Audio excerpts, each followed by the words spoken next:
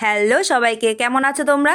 100 বছর পর আবারও একটা ব্লগ নিয়ে আসলাম। প্রথমেই বলি, আমার কথাগুলোর সাথে একটু অ্যাডজাস্ট করে নাও, কারণ এই শীতে আমার গলার পুরো বড়া বেটে গেছে। যাই হোক, শীত মানেই পিকনিক, আর পিকনিক মানেই কিন্তু টাকা। আর এই শীতে বাইরে পিকনিক করা মানে আত্মার সাথে খেলা করা। তাই কাঁথা কম্বল গায়ে দিয়ে কিন্তু আমরা ঘরেই কম খরচে বেশি ব্যয় দেওয়া মোমো পিকনিক করছি। আসলে মনে খুশি থাকলে সব জায়গায় নাচন কোদন করা যায়। যেহেতু আমি 45 দিন পরে কাল বাড়ি চলে যাব, সেই আনন্দে আমার মা কিন্তু বললো আজকে তোরা যা পারিস করে নে। তাই আমরাও নাচতে নাচতে বড় একটা চ্যালেঞ্জ নিয়ে নিয়েছি। জানো তো, মোমো বানাতে কিন্তু বেশি কিছু লাগে না, শুধুমাত্র 3-4 জন লোক ভাড়া করে নিলেই হয়ে যায়। কারণ এটাতে এত পরিমাণে খাটনি। আমরা 8টার থেকে শুরু করেছি, রাত 12টা পর্যন্ত আমরা এই মোমো বানিয়েছি। আর যতক্ষণ ধরে বানিয়েছি ততক্ষণই কিন্তু আমার এই দুই সুপুত্র নেচে গিয়ে আমাদের ফুল এন্টারটেইন করেছে। তবে বানাতে 5 ঘন্টা লাগলেও কিন্তু খেতে আমাদের ওই মোটামুটি 5 মিনিটই লেগেছে। কারণ মোমোটা এতটাই ভালো হয়েছিল খেতে যে আমাদের পুরো কাড়াকাড়ি পড়ে গেছিল। আমার ছেলে তো পুরো গামলা নিয়ে বসে পড়েছে, আর অন্য কোনো বাসন না পেয়ে আমি ওই ভাতের হাঁড়ির ঢাকনা নিয়ে বসে পড়েছি। আমাদের তো মোমো খেয়ে খুব ভালো লাগলো, তোমাদের দেখে কেমন লাগলো সেটা কিন্তু অবশ্যই কমেন্ট করে জানিও।